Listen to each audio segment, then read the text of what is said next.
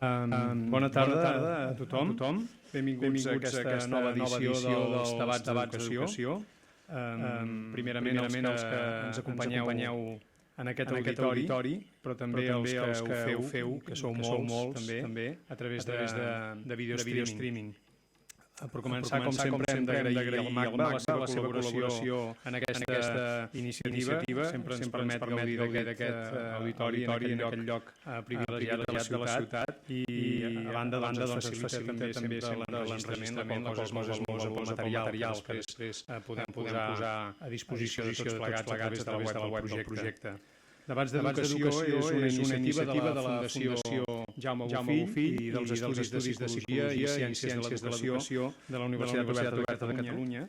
Aquesta és una iniciativa que té com a objectiu principal oferir un espai de debat obert a la participació de la ciutadania en un sentit ample i específicament a la comunitat educativa, però també en el seu sentit més extens. És un espai que vol servir fonamentalment com a espai de sensibilització als principals actors socials, econòmics, també de l'àmbit polític i de la cultura del nostre país. En un món tan complex com el nostre i en la situació de canvi accelerat que ens toca viure cada dia en les nostres vides quotidianes, Debats d'Educació pretén abordar temes d'actualitat, però també intenta identificar qüestions de fons que hem de procurar no perdre de vista per poder avançar amb una certa seguretat, amb confiança cap a l'educació d'avui i cap a l'horitzó del futur. En la seva trajectòria, ja prou dilatada, creiem que consolidada, de més de 12 anys, Debats d'Educació ha mantingut l'ambició d'incorporar la perspectiva de persones del nostre context immediat, especialistes en l'àmbit educatiu, però també no us serà gens difícil constatar, si repasseu els ponents que han anat passant per aquesta taula, que debats també han mantingut l'ambició d'enriquir el debat amb el contrast que pot provenir d'altres disciplines i també d'òptiques i experiències que podem identificar en el context internacional. Aquesta, de fet, va ser la intenció de la darrera edició dels Debats d'Educació, amb què vam comptar amb Boris Silnik. Amb ell vam abordar el repte que suposa educar en les situacions de major desavantatge, en aquest cas per intentar comprendre com podem contribuir des de l'òptica de la resiliència, creada, un concepte creat i, de fet, desenvolupat per aquest pensador. Aquesta és també la intenció en què anem reprenent les qüestions que plantegem en aquests debats en els seminaris web que anem portant a terme ara ja de manera habitual, algunes setmanes després d'aquest debat presencial per continuar, en certa manera, el debat i per obrir-lo a la reflexió d'experts, però també, encara més, si és possible, a la participació general. Per tant, us convido també a participar en aquest seminari web que obrirem, que s'obrirà sobre el tema que abordem avui, en posterioritat d'aquest debat, us avisarem oportunament. En el darrer d'aquests seminaris, aquest passat mes de març, vam explorar com podem dissenyar pràctiques educatives basades en el coneixement que ens proporcionen les neurociències. El debat que us proposem avui manté l'atenció en els components que d'alguna manera fonamenten els entorns educatius a què concedim una major potencialitat per l'aprenentatge, de les competències que considerem que són claus i rellevants en l'escenari del segle XXI. De la mà del nostre convidat i de fet de la seva experiència en una escola pública de Nova York, basada en una llarga, a més trajectòria de recerca aplicada, explorarem els principis que han de fonamentar les experiències d'aprenentatge basades en aquest concepte del design thinking i del joc, de la gamificació. Abans de donar-li la paraula, que de fet per això esteu aquí, serà el Tensi Méndez, representant en aquest cas de la Fundació Jaume Bofill, qui us introduirà el nostre ponent d'avui. Gràcies, Maria. Bona tarda a tothom. Moltes gràcies per haver acceptat aquesta nova invitació de Debat d'Educació. Estem molt contents. Tenim més o menys 100 persones apuntades presencialment i streaming. Moltes gràcies a la gent que està seguint des de casa o des de la feina. Continuarem aquest debat també a les xarxes, des d'aquí, si teniu preguntes, també podeu participar via Twitter i els que esteu també a Dissenyador naturalment podeu fer a les xarxes socials.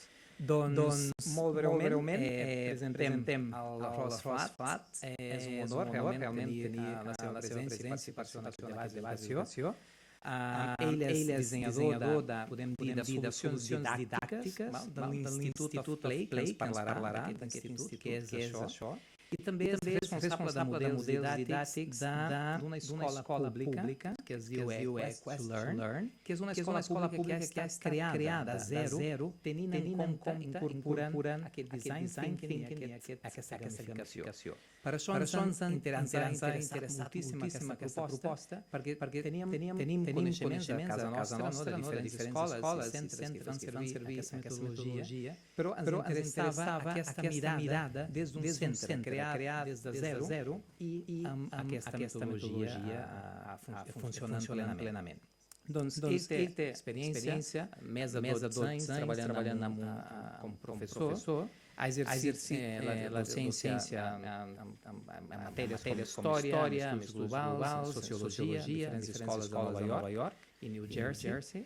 També és especialista en elaboració de plans d'estudi, ha estat també administrador de centres educatius i l'any 2009 va ser un dels docents fundadors d'aquesta escola que us comentava, de Quest to Learn.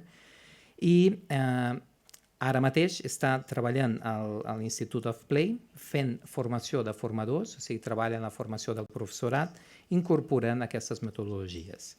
Doncs té un llarg currículum, però podeu trobar això a internet, no ho llegiré. La qüestió aquí és aprofitar-lo al màxim per intentar aprendre de què va això, què vol dir el design thinking, què vol dir la ludificació o la gamificació.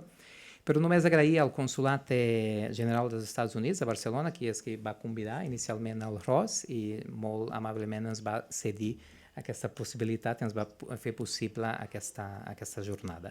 Doncs moltes gràcies. Thank you very much, Ross. It's a really big honor and you have the floor. Ross, és un gran honor. Tens la paraula. Okay.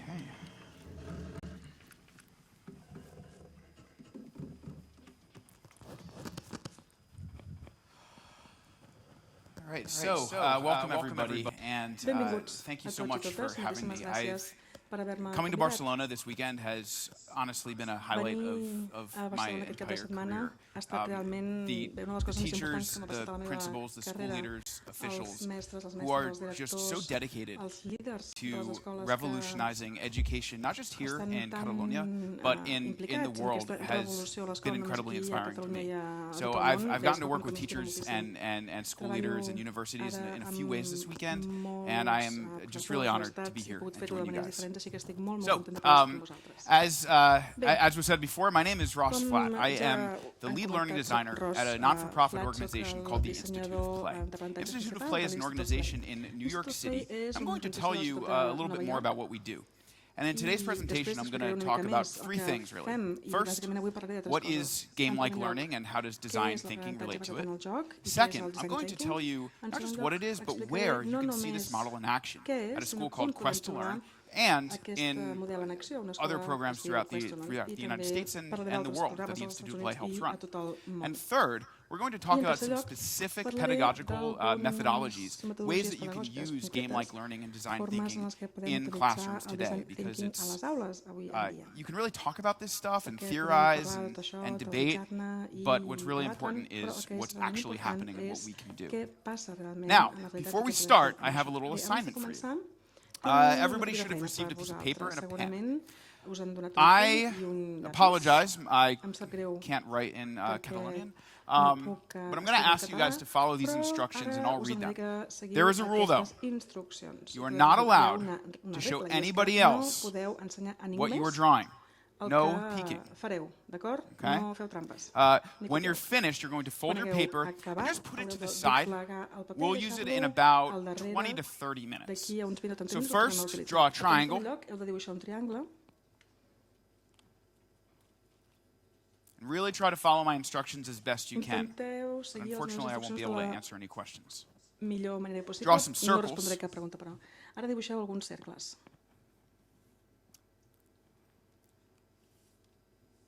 Draw filled-in circles inside.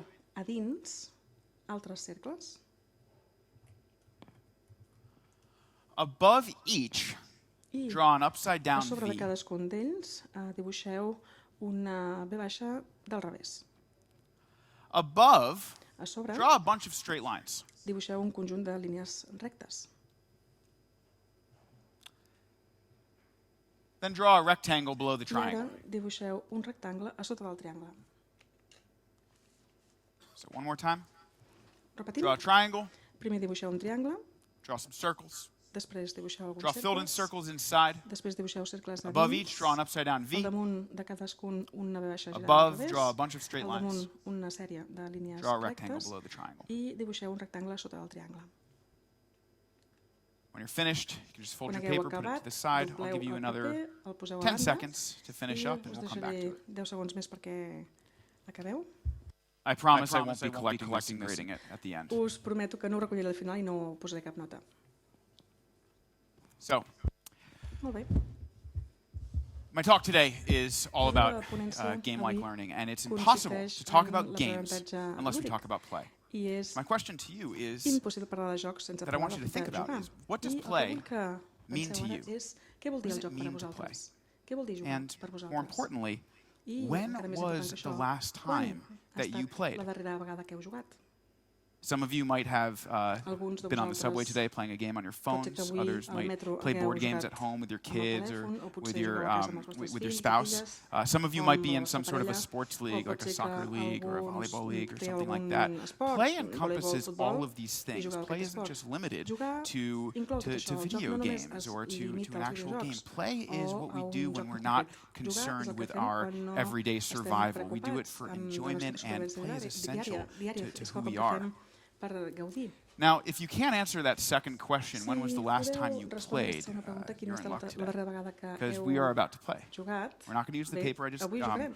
asked you to do. We're going to do that later, like I said. But what I am actually going to need you to do is in a minute, you're going to be standing up. So if you have stuff on you, you're just going to set it to the side, and you'll get back to it. But I'm actually going to ask a favor. I was honored to co-present some of what we're talking about today at STEAM Conference with a true lover of gamification and game-like learning and education in general. So not only is he an expert in gamification, but he is an expert in speaking Catalonian.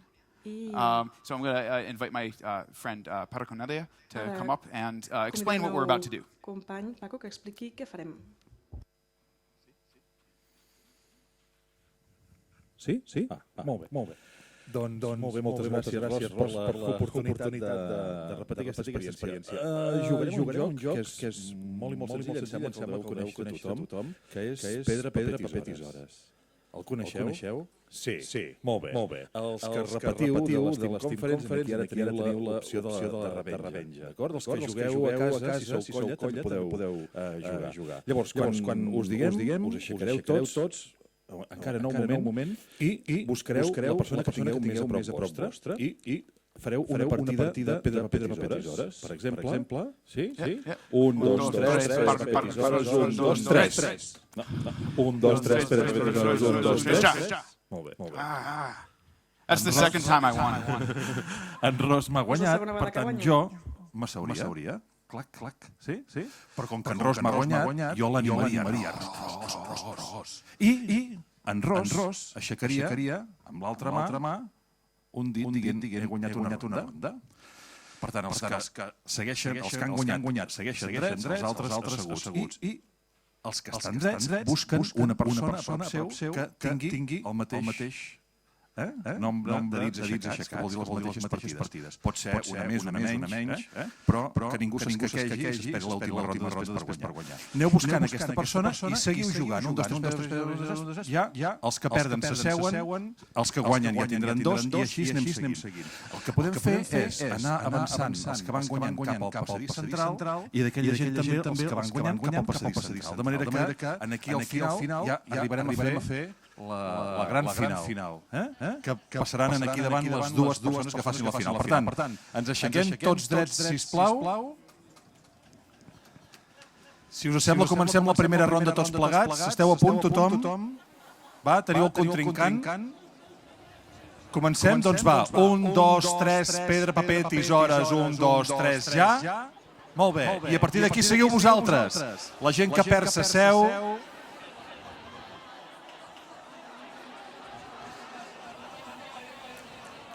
Good. Seiem, a una partida seguda, seiem. Seguim, anem buscant persones que encara estiguin dretes, les que han perdut ens asseiem. We have somebody over here. Aquells que aneu guanyant de la punta, podeu anar-vos desplaçant cap al centre, sisplau.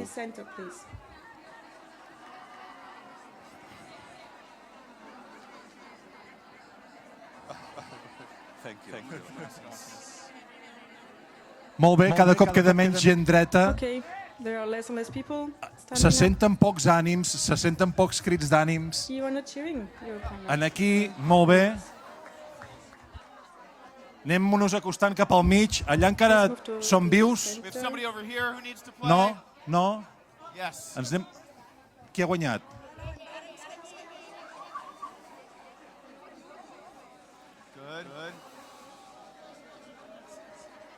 A veure, entre vosaltres dos ja està. Tu has guanyat?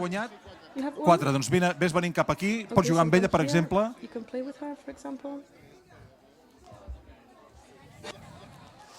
Ella ha guanyat, ella seu. Per aquí queda algú més. Aneu-vos acostant cap aquí davant. La gent que encara es manté viva, cap endavant. La resta pot seguir animant.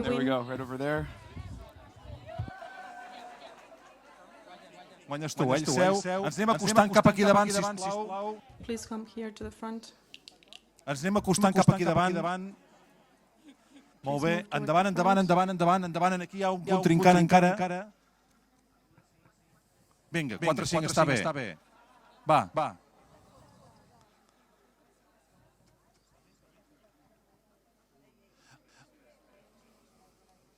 Em sembla que estem a punt. Tant se val. Qui ha guanyat aquí? Tu pots venir cap aquí davant ja. Tenim un finalista, un aplaudiment pel primer finalista. Molt bé. I d'aquí? Va. Som-hi. 1, 2, 3, pedra, paper, tisora. 1, 2, 3, ja. Guanyes tu, endavant. I farem la gran final. La gran final serà el millor de 3. D'acord? Nosaltres amb Amb Ross farem de marcadors. Sí? Vinga, va, animeu una mica. Som-hi. 1, 2, 3, pedra, paper, tisora. 1, 2... Vosaltres, si voleu. Vosaltres. Però ho deia per animar-vos. 2, 3, pedra, paper, tisora. 1, 2, 3, ja. Molt bé. El millor de 3. 1, 2, 3, pedra, paper, tisora. 1, 2, 3, ja. 1 a 1. Qui guanya aquesta partida guanya el torneig massiu multijugador.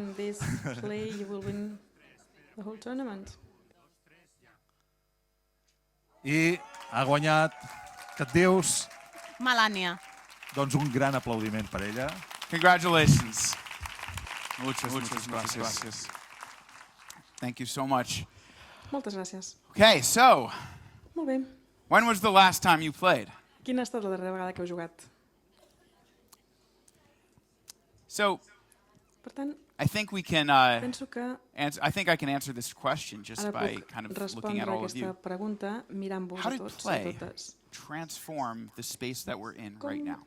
ha transformat aquest espai el joc? what I saw initially was a room filled with people ready to listen, and the three of us are up here, we're going to present, and I'm going to stand up here and tell you all the things I know about games and game-like learning.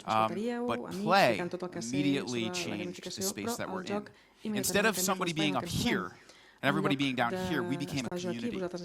People who probably didn't know each other who are here tonight now know each other because you have done battle. You've played rock, paper, scissors. We're laughing, we're smiling, there's a little bit more energy. I don't know about you guys, but I had a very long day doing a lot of game-based learning workshops, and it energizes you. It certainly energized me watching this. That is the magic of play. That is the power of play. And that's what we try to do every single day at the Institute of Play. Like I said, the Institute of Play is a small, non-for-profit design studio located in New York City. It started in 2007 with just a small group of former teachers and learning designers and game designers. And what we do at the Institute of Play is we design experiences that make learning irresistible. And at the core, at the center of all of those learning experiences is a game or game-like experiences that underlies this whole thing. That gives teachers and students a need to know, a reason to know more, a desire to continue to learn. Because there is nothing more powerful about a game than the gift that it gives you to want to continue to learn. You want to beat the next level, you want to get to the boss, you want to win. If you fail, you want to try again. That's what games do. Games give you a reason to learn more about the world that you're playing in, and it connects you to the outside world. Our purpose at the Institute is simple. We want to transform all of education through play. So how do we do that, and why do we do that? Well, as we saw just now, play builds social skills, and it encourages positive interactions with people. I have never played a game of rock, paper, scissors where I'm frowning. I've never really played a game that I've enjoyed, where I'm not interacting with people or meeting new people in a way that is positive, in a way that is energetic. And it does the same thing for kids. Play also, though, and more importantly, it activates that part of the brain that strategizes. It's responsible for reason, for making decisions, for judging and making choices, and memory. When you play it, it helps you retain things. Because of all of this, play is associated with leading to better academic results. That's not the most important reason of play, but it is so powerful, and it is a wonderful reason why we bring play in schools. Now, when I say the word play and games and I say schools, we might have a few experiences that we can think about, but really what I think about when I think about play in schools is I think about preschool.